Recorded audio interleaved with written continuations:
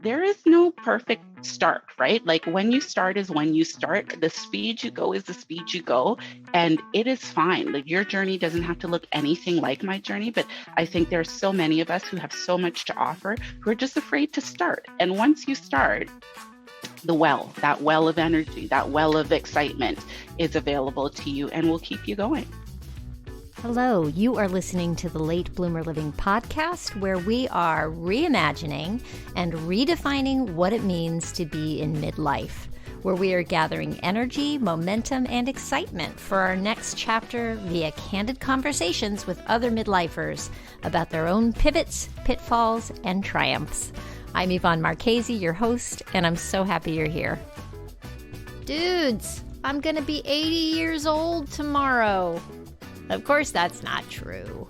But anyone who's known me for a while has probably heard me say that I feel like I'm going to wake up tomorrow and I'll be 80 years old because life is going by so quickly.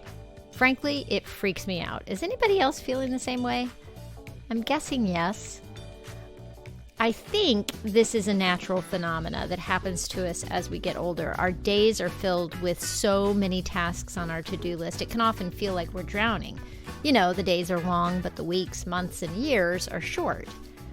If you're like me, you might have things that you want to do with your life that keep getting pushed to the side by all the stuff on your to-do list. And it's easy to think, oh, I'll get to that tomorrow. And then tomorrow comes and goes. And we've pushed it out yet another day. And before we know it, a year goes by and that thing we wanted to do is still niggling at us, but we haven't taken action.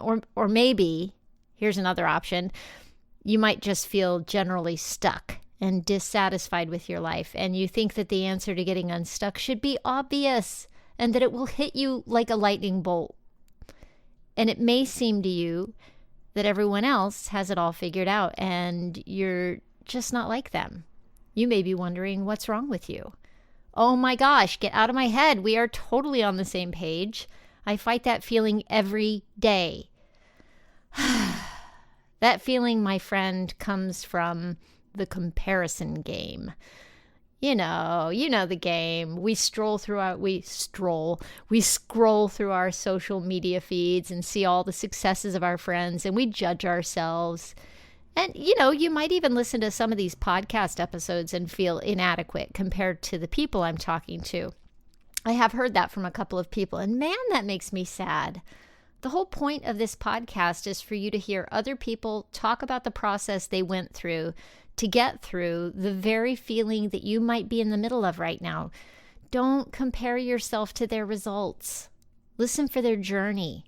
See yourself in their struggles and see their success as what's possible for all of us. That's what I'm aiming for. The steps that we take today towards living our lives by design instead of by our unconscious habits will affect the way that we look back on our lives when we actually do turn 80. So let's make every day count. Speak kindly to yourself. Get curious and take action, even if it's little baby steps. That's my commitment to myself. Are you with me? Okay. That being said, I am very excited for you to meet my guest today. She's a person who was feeling stuck and decided to take action. First, she hired a coach. And then, on the advice of her coach, she decided to turn her inquiry into a special project, a personal project, to help her sort through her midlife doldrums. Her name is Kamilah Reid-Burrell, and the title of her personal project is The Women's Work 40 Plus Edition. This is what Kamilah told me as we were prepping for this interview. She said, I'm a 44-year-old woman working on getting unstuck. I'm interviewing women in their 40s, 50s, and beyond about 5 key themes: career, parenting, aging elders, relationships, and showing up. Through the project, I'm learning to embrace risk, rediscovering the value I have to offer, and helping other women in their 40s and 50s reconnect with their value. Is it a bird? Is it a plane? I don't know, but it definitely will be super. I love that. She's only a couple of months into doing this project, and it has led to some major changes in her life already. And I can't wait for you to hear the details. But hey, before we jump into the conversation with Kamilah, I have a favor to ask. I would love to extend the reach of this podcast, and I need your help. Can you take a quick minute right now before you forget to rate the podcast, and please write a review if you're listening in the Apple Podcast app? I don't know exactly how it works, but it does make a difference for getting the podcast in front of new listeners, and I want as many people as possible to hear these stories. Thank you so much. Okie dokie. Without further ado, here's Kamilah Reid-Burrell. Let's go. Good morning, Kamilah. Thank you for being with me. Good morning, Yvonne. Thank you for having me. I love that your kids are still in bed. Yeah, we don't wake the lions. It's just let them sleep as long as possible. It's a Don't wake holiday. the lions. It's fine, leave them alone. That's right. That's right. And but considering we both have teenagers, when my kids were younger, they definitely would have been up by now. But yeah, Oh, certainly. Yes. right. Yes. But now it's like let the lions lay. I love Yes. it. I'm so happy you're here. I always like to say how I found people, and I found you through a little LinkedIn show that my friends Deborah Schwartzfarb and Kimberly Miner do called Get Paid on LinkedIn. And I immediately was so excited by your project and what you're doing, and how excited I can hear you are about what you're doing. So that instantly tuned me in. And then I went and found your interview with Kimberly on Spiceteria and watched that and just kind of like took it all in. So I'm just really excited to have you here talking about your project. Thank you. I am also very excited and shocked at the the the waves that came out of that little interview. I did not anticipate people finding me that way, and it's awesome. I love it. Did you get a lot of people? I did, yeah. I did get a lot of traffic, a lot of interested people who wanted to then be interviewed as a part of my project. So I'm definitely going to hit my goal number of 40 amazing women over 40, and I've decided I'm not stopping there. I'll keep going until I run out of participants who want to talk about their lives. I love it. Well, let's back up a second so that Sure. everybody gets a sense of what your project is. So it's the Women's Work 40 Plus Edition, is what you're calling it, That right? is right. Yes. So Cool. through the Women's Work 40 Plus edition, I am exploring the inner workings, the inner lives of women in 5 areas: our careers, parenting, our aging elders, relationships, and how we show up in the world. And I am doing this largely. It started out as a way to learn about people outside of my own industry. I've been in the same industry for over 20 years, and I am interested in finding my way out and seeing what's happening in the rest of the world. But it's turned into something different. It has turned into this community building kind of exercise. It's turned into, what can I do with this to help other women who are perhaps stuck and not sure, or women who are feeling a bit alone in what they're experiencing and not aware or don't have access to other women who are going through the same thing. So yeah, it's kind of, I don't have a label for what it will be yet. I'm just sort of beginning to ideate about how to share this more broadly, and in ways that are respectful. Some of these stories are deeply intimate and deeply personal. So of course I've got to be respectful of that. But yeah, I see, I in my professional life, I am often drawn to younger women, and helping them along their journey. And one of the key questions I ask in the Women's Work Project is, if you could go back and offer your 19-year-old self a warning, advice, some tips, what would you tell her? And that is some meaty stuff. Like, I'm getting some really, really great advice, both for younger women and for women in their 40s and beyond, who can learn from this. Like, we've got so much to offer. I'd love to see us do more of that sharing. Yeah, it's so powerful, and I think it's exciting to me now that I've started this podcast to realize how many other people are looking at this question. I mean, my podcast is not aimed just at women, but um, I'm excited to see what's happening in the world of women lifting other women up. Hmm. It's Yeah, so exciting, and, um, the idea of doing it in midlife and coming at it from this point of view where we have so much to offer, and how can we build each other up and lift each other up, that, exactly that. you know It's really exciting. I think, Yeah. many of us didn't plan this stage of our lives, like Mhm. when we were dreaming of that home and that life and that career, we didn't, beyond getting it, we didn't think, how do you continue to enjoy it or grow it or whatever in your 40s and 50s? I most certainly never thought, what would my life look like at 45, really, Yeah. before 40? You Like, just it don't just think about never, it, right? you You're just you're a don't think kid about and it. you kind of see Yeah. your I remember being a kid and thinking, "Oh, when I'm in my 20s," I could even kind of picture my 30s, right? And I was Yeah. like, "Oh, I'll be doing this. It's also Yes. exciting, you know?" Yes. But then I could think about, "Oh, if I'm old and maybe I'll have Yes. grandkids," but there's this middle Huge gap swath in that's between. huge. Yes. It's a Yes. huge swath of Yes. time, and we have not visualized it, and so I think that's we feel this rudderlessness Mhm. in the Absolutely. middle of Yes. it.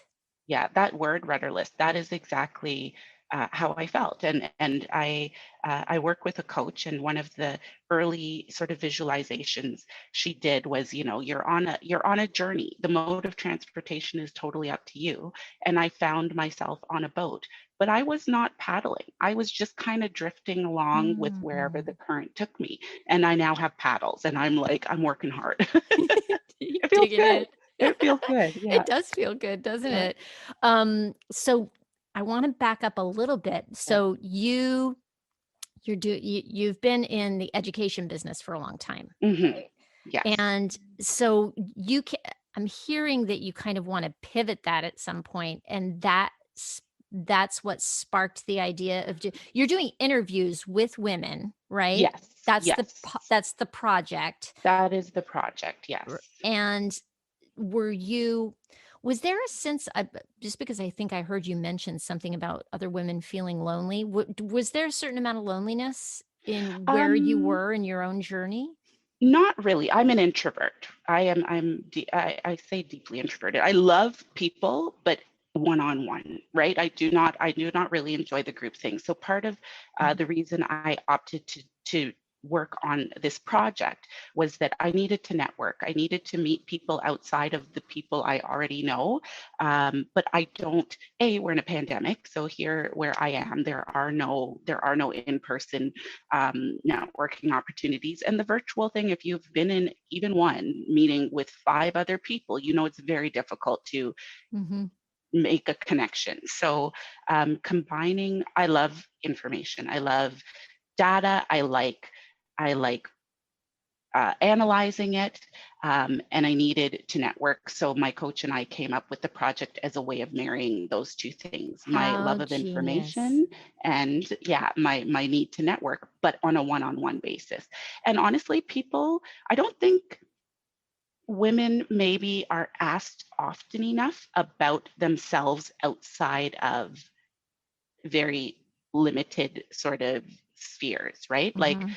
all of my themes, they do sort of turn back to how that has impacted your career, right? Like, caring for an aging parent and carrying a full-time job and having kids who have busy lives is going to Mhm. have an impact on how you show up at work. And this is sort of what we talk about. So for me, it wasn't really about a loneliness thing, but it has turned into um, connecting on a deep level, right? Like, there are, women whose parents are in very much the same stage of life as my own, but whose are doing it really differently, right? Like, it's really interesting. So there are bits of Mhm. pieces that I can take from that and say, oh, that would be a really great way to talk to my mom about, planning for what's happening, even though there's It's nothing a wrong hard right now, conversation to right? It's a have. difficult thing to have, but Yeah. perhaps if they knew that there were other people with kids in our stage of life who are doing it differently, and it's not, the roof hasn't fallen down on them, maybe they would be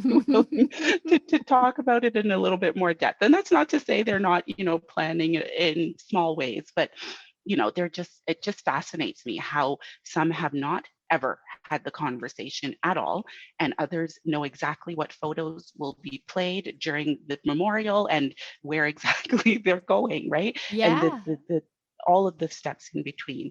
So yeah, it hasn't been about a loneliness thing. It has been more about deeper, realer connections. Connection. Um, Yeah, yeah, that's amazing. And I have to tell you, the podcast for me has been a very similar mhm, experience because of the one-on-one nature. Because I'm also an introvert. I get my energy back from definitely alone time, mhm, lots and I need lots and lots of alone time, mhm, and I get energy from like conversations like this that where you can talk about big ideas mhm, and go deep in a regular, and I find that in any regular kind of, interchange over even over coffee with a one-on-one, mhm. it's hard to go deep with people because can feel intrusive almost if you go too Yes, fast too soon, yes, right? yes. So, it's exciting to me to be able to have conversations like this that are with a little more structure, and Yeah, yeah. yeah. And I think oddly, there is an intimacy too about this forum versus Mhm. the coffee shop where you're sitting surrounded by strangers and there are distractions. And, it is a very surface interaction in that way. This feels much more like, an afternoon on our sofas. Maybe there's a glass of wine, maybe not, but it just feels much more personal. Yeah. Yeah, absolutely. So I'm exploring the idea, and what I love about what you're doing is it truly is a passion project, Mhm. and I'm excited about that idea for people in midlife to have some sort of a project. And I think it can almost be overwhelming for people to think about taking on something and calling it a project even where but if they could, like, if they could take just any little germ of something that they wanna do, Mhm. in their life that they're putting off or they've tried something before and failed, if they could turn it into a project and create kind of like a forward moving plan, Yes.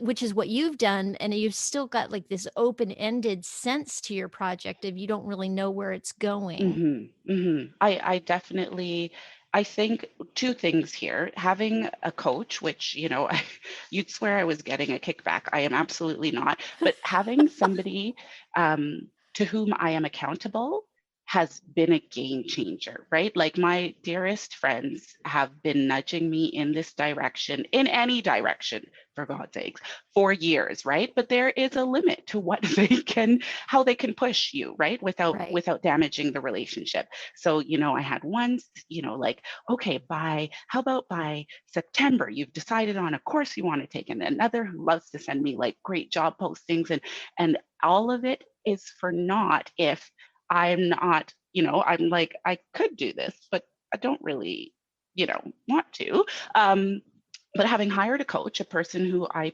pay quite well, I Mhm. want a return on that investment. And she's a professional, right? Like the way she asks me questions, the sorts of, things that she throws out there for me to consider, has been amazing and it has resulted in answers I didn't know were within me. So I have to say that's one is Wow. being accountable to somebody, because every 2 weeks I meet with her and I have to speak to what I have done or what I want to do in the next 2 weeks. And that forces me to think. Yeah. And the That'll other light a is fire that under you, it right? totally lit a fire.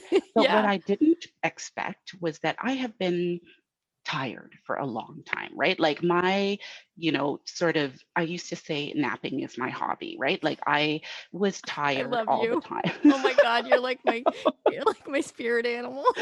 I love naps. I love naps. I love naps. But what I learned once like I started the project, I stopped sleeping. Not completely, but I either couldn't fall asleep until 3:30 in the morning, or was up at 3:30 in the morning, and my brain was going. You're excited, And I right? was excited. I was Yeah. excited, Yeah. and I did not know that you can get energy from doing something that's difficult. Like I just thought, oh God, I don't have the energy for school. I don't have the energy for, but the reality is, if you care about the thing, it gives you energy. Oh my gosh, I am so excited to hear you say that. I have to say, in a lot of my past interviews with people, people have talked about the benefits of having a coach, having that accountability, but nobody has talked about the energy that they get from doing something that is exciting for them. Mm-hmm, And I was in exactly the same place before. Like when I was 48 is about the time that all this started happening for me. mm-hmm. I was low energy, couldn't focus. I Yep. was hitting the snooze button in the morning, um, taking naps in the middle of the day when I should have been, like, not long Yeah. naps, but like even just like going in and taking a nap because I was just so low energy. Yes. And like you, once I got started on doing this project, with the podcast, I think about it all the time. I'm Mm-hmm. excited. I don't sleep as much because I can't, because I'll, Yeah. I'll wake up with my head going, oh, what about, Yes. oh, what about, Yes. and but it comes from this place of like energy Yeah, that yeah. is There is this well undescribable. sitting there inside of you I didn't know I untapped. had If it in you don't me, have, I didn't know either. I right? didn't know either. Yeah. It's a fantastic thing. So it has, sort of, for me, in the beginning, I've sort of calmed down a little bit, but at the beginning, when I first tapped into this well, I was like, can I fly? I can write a book. Like, like, when will she come knocking? Like, I was just, there were no limits. And I Yeah. still feel that way to an extent. Like, I feel like with the project, with anything, that now I there's no box, right? Like, we keep talking about thinking about outside the box, and like, what if there is just no box at all? What if there were no limits, and you just go until you've exhausted whatever it is you're doing, and then you find a different project. So yeah, this also circles back to that whole notion that we had this gap of years between 30 and 65 where we didn't make plans, and this is something I'd like to see change for the young people coming up behind us. Say, okay, yeah, once you hit that career though, what are you going to do to keep yourself engaged and happy and interested in the world around you? What are you going to experience that's new? I think we should be writing our bucket lists, every 3 years, and Yeah. sort of revisiting. I shouldn't even say every 3 years, as needed. As you hit that low energy thing, what your body, I think, is telling you is, I've run out of things to think about. So I'm just going to shut down and take a nap. Yeah. I think it's a reaction to stress. And the interesting thing is, my niece taught me this term. She's in her early 20s. And I had never heard the term eustress before. Oh, what does And it so there's stress, right? Which is like if we're living under stress, and our cortisol levels are mean? going up, Mm-hmm. and it's creating all the bad things in your body that are going to Mm-hmm. react to that stress, right? So that's a type of stress that's like a negative type of stress where Mm. you're constantly in the fight or flight mode somehow. Okay. Eustress is a positive stress. It comes from challenging yourself. It comes from doing something that's exciting and challenging and beyond your current scope, Yes. so that you're challenged, and there is stress there, but it's a stress of, it's like a It's a choice. positive. Yes. Yes, yes, you're Yes. stepping into Yes. stress with a purpose that gives, and I think that's where that energy comes from that we're both in Absolutely. the middle Yeah. of, Yeah. because yeah, this is, because it's a lot of work doing what I'm doing, but I'm so fed by it, Yes, you know? absolutely. And I think I would add to that, the flight, fight, or freeze. They now recognize freeze as one Mhm. of the responses to terrible stress. And that's being stuck, That's the right? sleep, Being right? frozen. That's being Yeah, asleep. Yeah, yeah. absolutely. Wow. Yeah, it's good stuff. It's good stuff. One of the women I interviewed, she revisits where she, like she analyzes where she is now, and whether she's happy here, whether she's here by choice, what else she might pursue every 3 months. Mhm. She does this exercise, and she's been where she is for a while because the answers she receives are, no, I quite like it here. The risk benefit of doing something else, it works. But the thought, I've never considered that, like every 3 months to take stock of where I am, if I'm here by choice, or if it's complacency or whatever, and what I might do differently, had never occurred to me. But now that is, something I will be integrating into my life more than once a year. I think maybe not every quarter. That feels like a lot, but definitely more often than I have ever done in my life to date. So Yeah. How long ago did you start the project now? How long has it been? it has only been, I think, 8 weeks. It has not been that. So brand new. It is so brand new. And in that 8 week span, I just on Friday conducted my 30th interview. So it is going like gangbusters. I actually had to um, limit my calendar a little bit. Like once a date is chosen, I don't book any more 3 other interviews on that same day, because being an introvert, it was exhausting. So there were days, I'd do one at 8 a.m., I do one at noon, I do two, in the evening, and then I would eat dinner and crawl straight into bed. Like it was Right. just, it was a little It's bit a too lot. much in between working full time and, having to talk to my husband and kids now and again. So now I do try to limit it to no more than 2 interviews on one day, which means overall it's slowed down, but in a good way, because it allows me time to really think about that interview before I move on to my next one. And yeah, do all of the little admin stuff we do in between to, give people information and get them into the app and all of that stuff. So Wow. yeah, only Wow. 8 weeks. So yeah, I every time I'm like, what is it? I don't know. It's brand new. It's It so is so new. brand new. Oh my Yeah. gosh. That's exciting to be at the beginning of something like that. I mean, I can see why you're not sleeping and why you've got Yes. that Yes. buzz of energy. Because Yes. for me, that has calmed down a little Yes. bit. And sometimes I'm like, is this not sleeping thing, is it menopause or is it because I'm a Well, little that too. That too. I am definitely sure that in combination with some other signs that some of this is perimenopause, but not all of it, I swear. Wow, wow. So did you, so it's only been 8 weeks, but did you change were there habit changes that happened for you to start fitting this into your life? Like what's changed in your day to day besides Well, just the scheduling? um, so all of this, I'll go back to, the I started this as a result of my coaching. My coaching, I only started in October, November, I think, with a goal of, finding a role that spoke to me, right? Like that got me excited and out of bed in the morning. And I think all of it has rolled together, like doing the interview with Kimberly and doing even this, all of the interest, etc. I saw myself in a way that I have never seen myself before. And I'm really, I say that and it sounds, but I have never seen myself in a professional setting. Obviously, I am myself, right? Like I've never been recorded before. So when I watched that video, which I did many, many times because I was fascinated by this person on the screen, I had no idea that is how the world sees me. Like that's the version of me that I put out there. I was so impressed with her. I really was.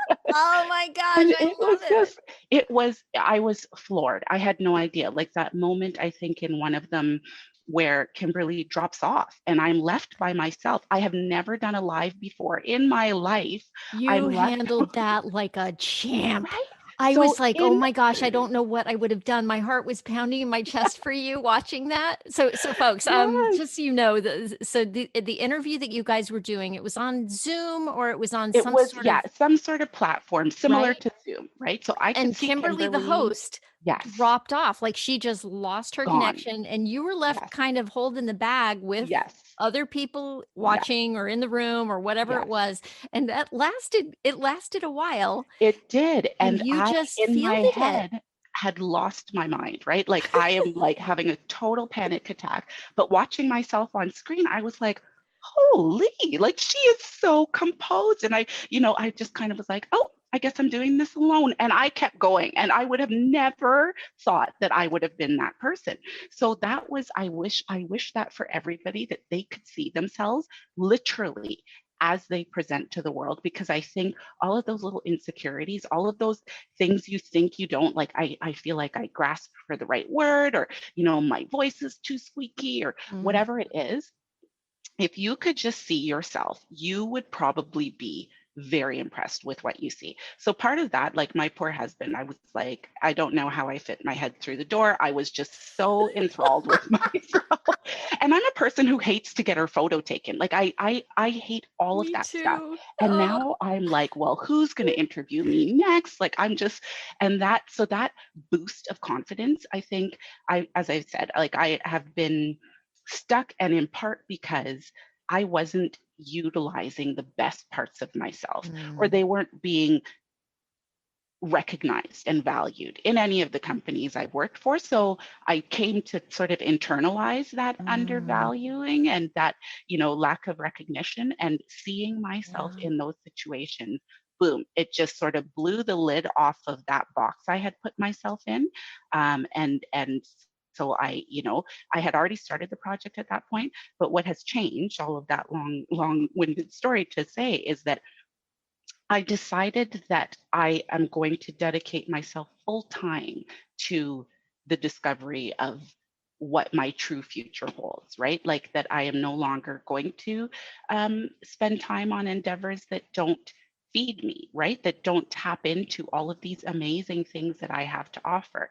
And so a part of that is that I am no longer going to be working for the company that I currently work for. And, Ah. I am perhaps going to start my own. I don't know that, I feel very much like the square peg looking for just the right fit in the millions of, holes in the world, Right. which is perhaps not the best analogy, but it, I totally get you because yeah. there's a lot. It's a lot out there. It's hard to know where we fit in. Like Hmm. there's so much noise. There's so much So available. much. Like Yeah. how do you tune in? So if you are going forward now, going to be purely focusing on where you're excited to go.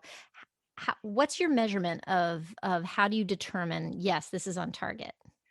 Uh, so far, I'm finding it is the body speaks, right? Like the body Mhm. tells you things, and sort of, coming to the end of the journey with my company. 3 months ago, I would have been terrified, right? Like the body would have been screaming, stop, no, fear, danger. And Mhm. it didn't do any of that. I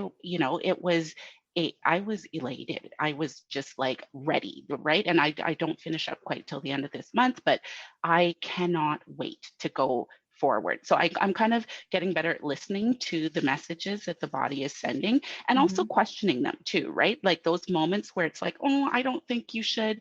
I'm digging a little deeper into why, though. Like, what is it you're afraid is going to happen if Mhm. this scenario plays out, or if it doesn't work out the way you think it will? So it's a lot of that. I just am, tapping into that well. I feel like that well is there for a reason, and I think too that notion of fit is one that is designed by a system that doesn't necessarily care about the individual, and so I don't. I'm not going to try to fit in, right? Like it would be lovely if somewhere just, is like, that is what we need. Let's do this. But I'm not, I just, that notion of fit is one that has been used to make, CEO levels always look the same, and sort of, Mhm. responses to situations always sound the same and feel safe, because we're looking for fit. We're looking for things that are already comfortable, and I'm no Yes. longer looking for comfort. I am looking to be challenged. I am looking to be thrilled. I'm looking to do really difficult things, even though, specifically because they're difficult and because I have the capacity to take on big challenges. So that's kind of where I am right now. Awesome. I love it. I'm so glad that you mentioned that body connection that we all um I think we all need to pay more attention to that. But at the same time, I love that you're like not just taking it at oh, oh, that's a bad feeling, but digging into okay, what is that feeling about? Because if we can all just get curious Hmm. about our reactions, the fearful reactions that we have to things. So, okay, I'm fearful of that thing. Why? What Exactly. what am I afraid of? And if we could Hmm. not like dive into it and not again be afraid to even look at it, but Hmm. really like look at like and start to know your reactions for what they are. Yeah. And Yeah. is that valid fear that's keeping you safe? It might be, Hmm. that It might be. Hmm. right? Or is it a reaction that to somebody or something that is telling you, yeah, that's not the right road for me." Could be, or it could just be Hmm. you not seeing yourself in a broad way, like you didn't see yourself Exactly. as this person who Exactly. could do what Yeah. you're doing now, right? Exactly. And so many of our buttons are installed without our knowledge, right? Like so many Right? of those triggers, we don't know where they come from because we've never examined them. But if we do, I think, more often than not, we will say, you're right. If I travel this path, I am no longer fitting inside of what is considered normal or traditional, but that doesn't mean it won't be rewarding or successful or whatever it is we're out for. It's just different, and our fear of difference, I think, is something that globally we need to examine. I love that word curiosity. Like, this is it. Just be curious, like, about yourself, about others, about your institutions. Be curious, and I'm sure you will discover that a lot of what you think or what basis you think this information or these feelings are built on is pretty shaky. They're not necessarily designed for your own well-being and success. Right. It's just your brain's trying to keep you safe. Hmm. Um, but like you said, those triggers are back there, and if you don't recognize where they came Hmm. from, Yeah. then you're not making a clear Yeah. choice. And Um, defining what safe even is, right? Like, our yeah. definition of what safe is something we need to examine. What does safe mean? Yeah. You know?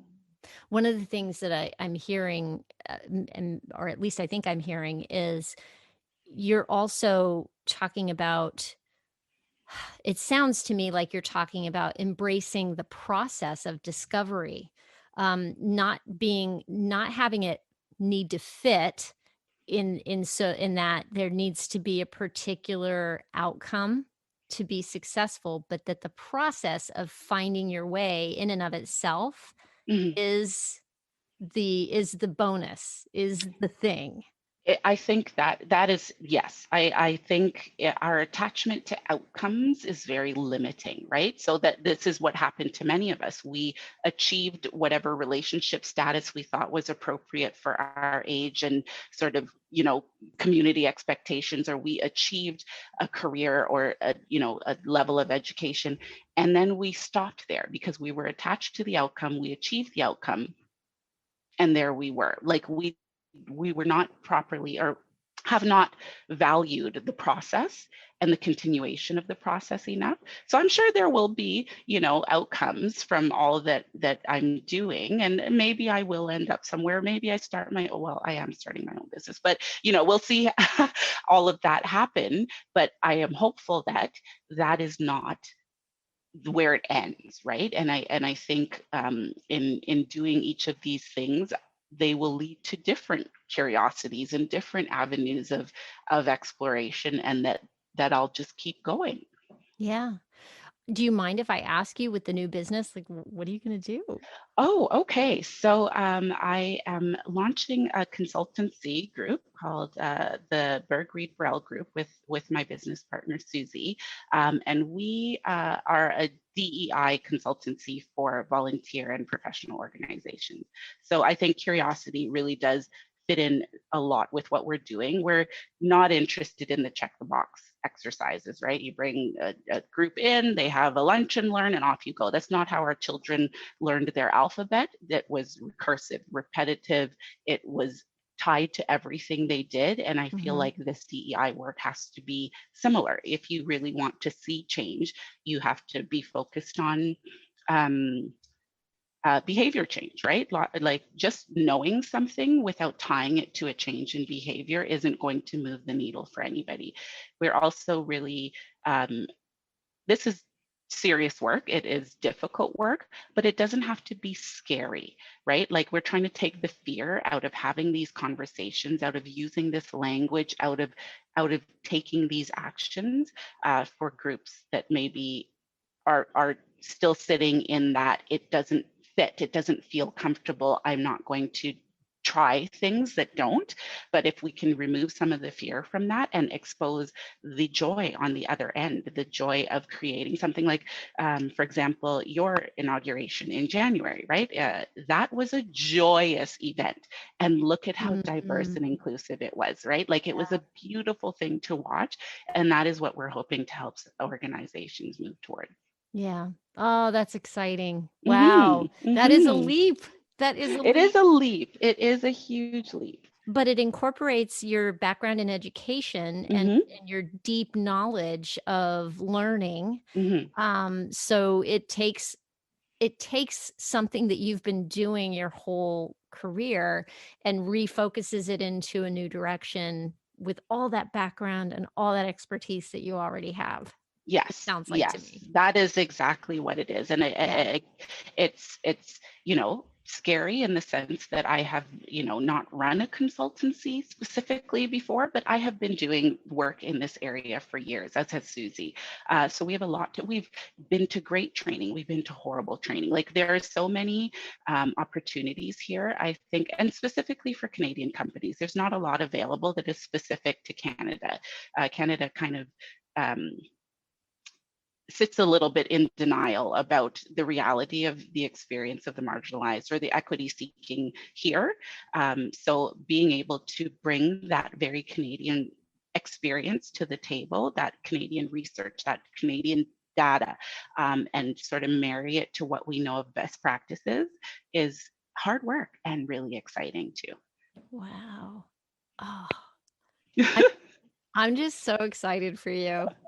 This Thank is you. Me too. all like it's big. Wow. Do you feel like your head's just gonna pop off your body from all of it? I do and I don't.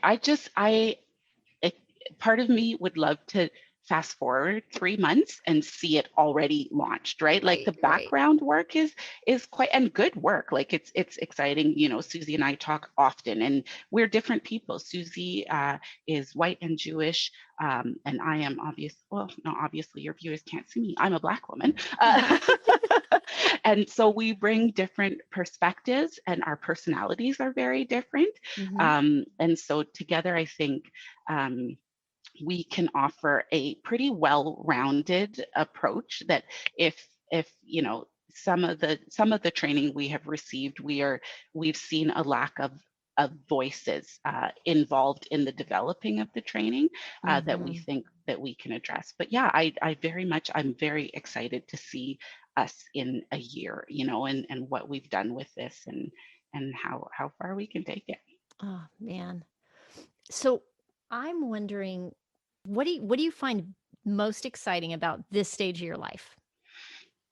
Oh, I would say the most exciting thing about this, which is perhaps not so exciting for those around me, but is that I am no longer, as I said, willing to conform or contort for others' comfort. So I have always been a pretty straight shooter or pretty direct, but now it is I don't necessarily couch it in humor or you know in an effort to soothe. I can just lay it out there, and you're welcome to feel however you feel about it.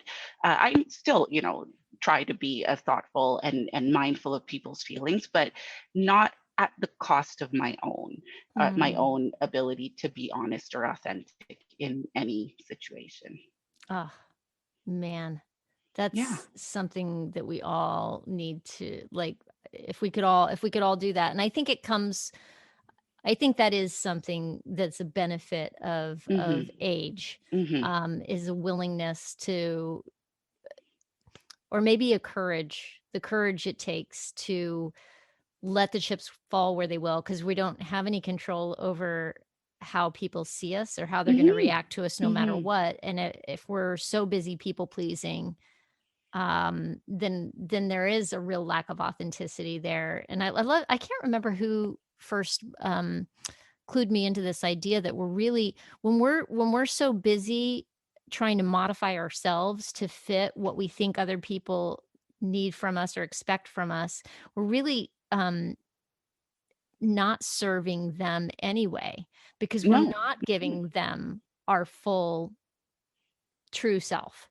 And And and we're it's not like, giving them the how do you know what they want? opportunity. Yeah, exactly. But we're also not giving them the opportunity to grow from whatever experience we're having, right? Like if I'm molding it for the comfort of others, say, the white folks I work with, Mhm. and they are under the assumption that we have this great working relationship because she's never said anything otherwise, or she's, always so happy and so involved in stuff. I have robbed them of the opportunity to learn from how they are actually, impacting me as a Black person, or as the only Black person often in that situation. So I definitely, there is a lot of energy that goes into conforming, right? Like I think Yeah. I did a class recently about emotional tax, and I hadn't had the language for it beforehand, but I have been on guard for 20 years. Like I have been prepared for some comment or some, and to contain how I respond to it for 20 years. And Wow. now I just don't, right? Like you're going to get the response you get. And I'm not an explosive person. I'm not, but I used to worry about the angry Black woman trope, and oh my God, Camila's talking about this again. Yeah. And now I don't care, right? Like if the reality is I'm talking about it again because it's an issue again. I'm happy to stop talking about it as soon as it stops being an issue. So Right.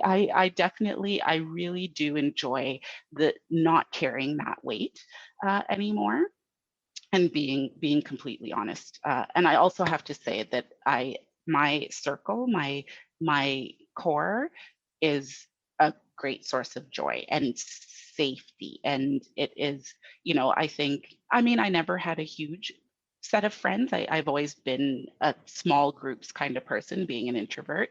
Mhm. But the stuff that we talk about, like they are my sounding board for everything. And they are just so overjoyed that I'm finally awake, as we call it, right? Like Camila's awake. Awesome. Let's talk about how do we, and sometimes I'm like, we gotta slow down though. I'm awake, but I'm still learning. Like this but it is their enthusiasm, their support, their encouragement. They're all very different from me, very different from each other. So the breadth of the perspectives, it's wonderful. I'm so grateful to have that network to tap into. Yeah. Have you found, I mean, you're talking about your friendships, right? Mhm, Your mhm. close-knit friendships. Yes. Have you found it to be difficult in midlife to maintain those, or do you feel like they're getting deeper and richer? I think, yes, they're getting deeper and richer. I think maintenance at this point, I'm down to the people who can handle the level of involvement that I can offer. I've never, ever, ever been the everyday I don't really like talking on the phone. Like I don't Mhm. care what's on sale. I don't like, we don't, we don't do, I'm not that kind of friend. So it's possible that there are people who would have liked to be a part of it, but can't, like felt, undervalued or not, like as if I didn't care because I won't call on a regular basis. Mhm. So the ones that I have just get that, right? Like, and some of them are those kinds of people, but they understand that when we talk, it is completely free of artifice, right? Like if we pick up where we left off, whether it was 2 months ago or 2 years ago, Mm-hmm. we get up, we keep going, and that I'm there for them when they really need me. It's just sort of the everyday, you know, chit chatty kind of stuff that I don't engage in. Yeah. Yeah. Gosh, we have a lot in common.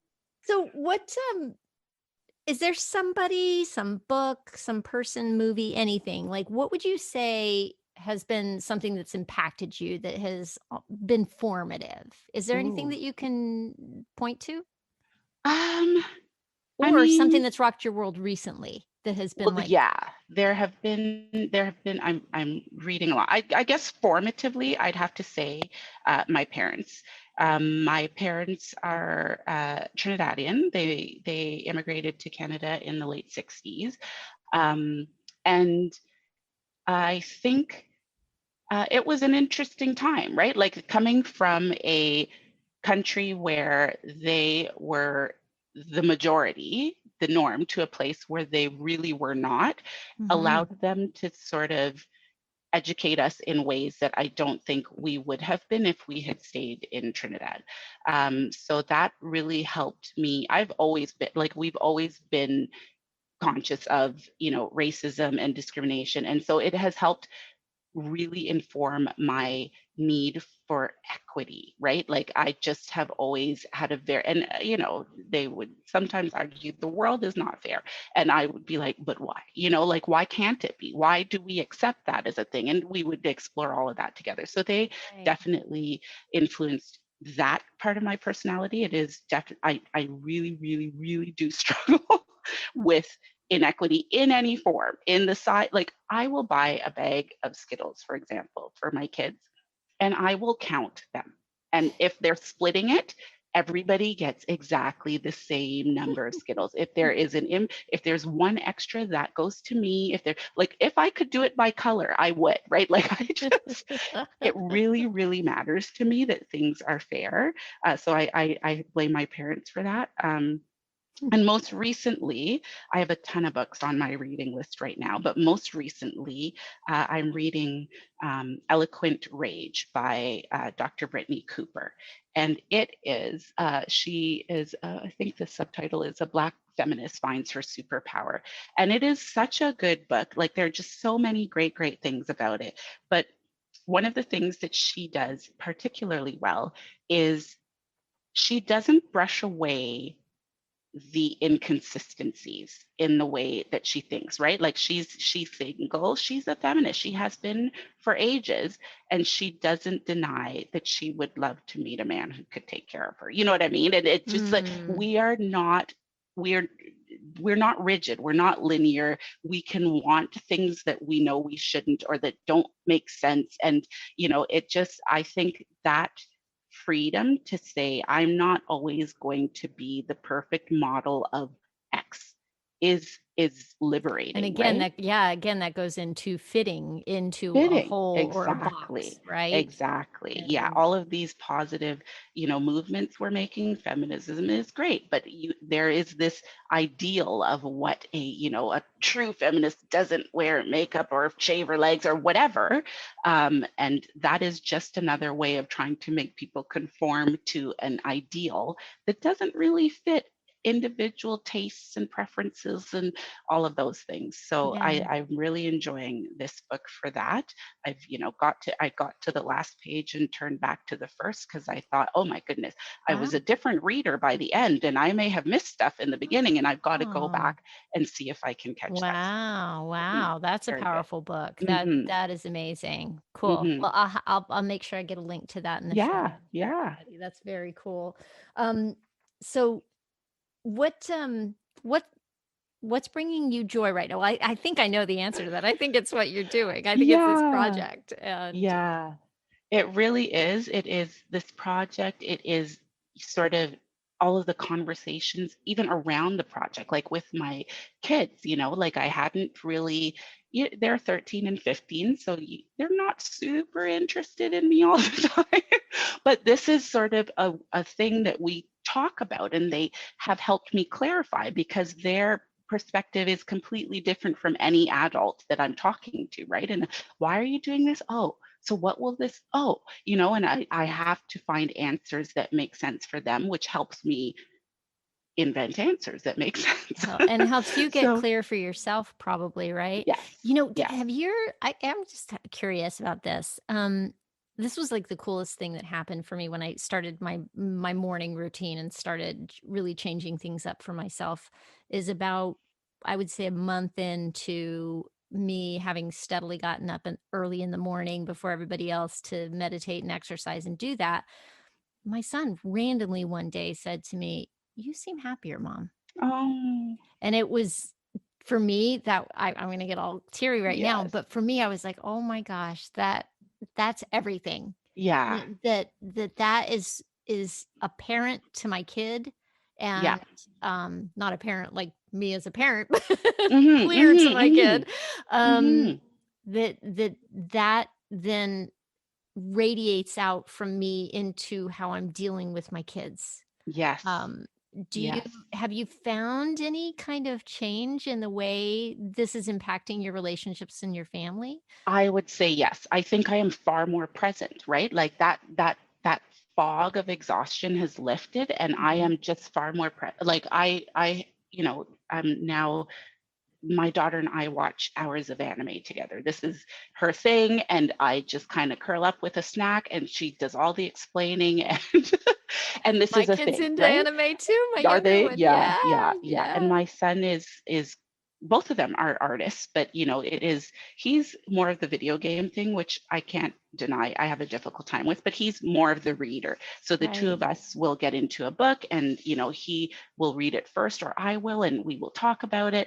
Um, and I think yeah, this whole curiosity, this questioning of how I'm reacting to something, why I'm reacting that way, I'm it extends to them as well. So I Mhm. do think it has improved my parenting in that I am less reactive and more interested in, okay, so you have not been doing your French assignments. Can we talk about why? Can we talk about where this was going for you? Can we talk about, what we might do differently next time? What do you need from me to support? When I do this and I think it's helping, is it actually helping? Like there's a Mm, lot there. Actually, another book that I read recently by Kelly Corrigan called Tell Me More. Highly recommend because okay. it is very much about that investigating things without necessarily starting out with an outcome or solution. That is a It's tricky really good. thing, isn't it? It Because is we so all hard. do really We have all that. do. We've all got Yes. that bias that we're looking Yes. for, don't we? Absolutely.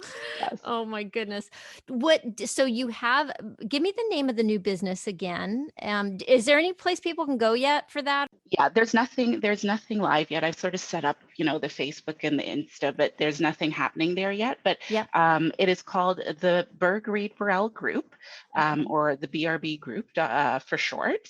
And it is like we will eventually, when we're really up and running, we'll offer culture audits, strategic planning, active workshops, and short keynotes.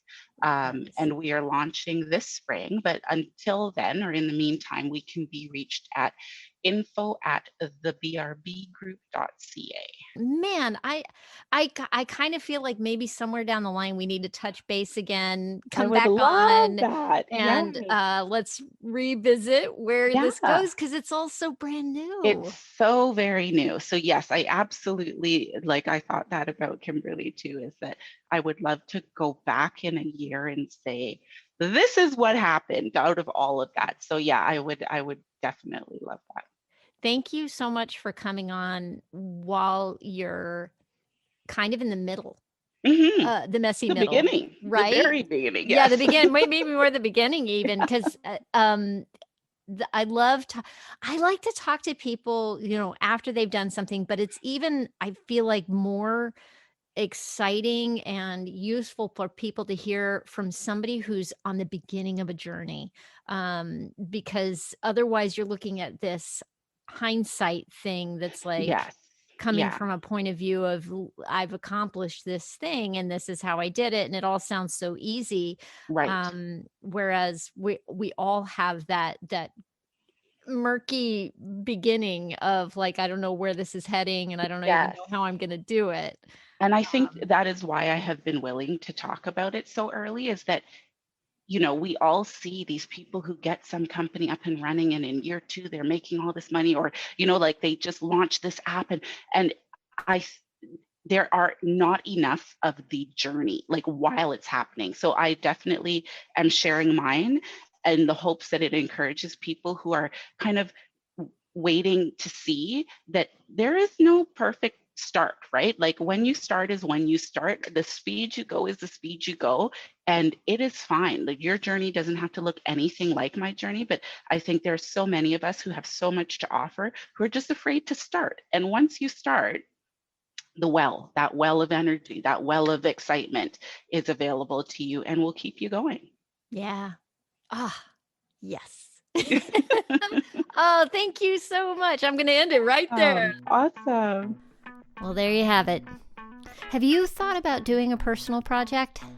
I think personal projects can be a great way to get ourselves unstuck. And you never know where they'll take you and what other parts of your life it could affect. It doesn't have to be anything as extensive as what Kamilah is doing. It could be anything. If you want to start writing, write. If you want to learn a new language, start. If you want to get in shape, move your body. Just make sure it's something that's exciting to you or something you're simply curious about. Call it a project and devote time to it. Put it on your calendar and commit. Take those baby steps. Don't worry about the outcome, just see where it takes you. That's my challenge to you and to myself. Note to self. By the way, I decided to take part in Kamilah's project, so we're flipping the table and she's going to interview me. It's kind of cool, right? If you want to know more about Kamilah or maybe participate in her project, I'll have that information for you in the show notes. Just go to latebloomerliving.com/podcast and click on the show notes for episode 38. And while you're there, you can also find a link to the sign-up sheet for your free guide that I made for you. It's 5 steps to your midlife reboot. So remember, that's there. Go check that out. Just go to the show notes. Thank you so much for listening. I hope you have a fantastic week. Stay safe and well, and talk soon.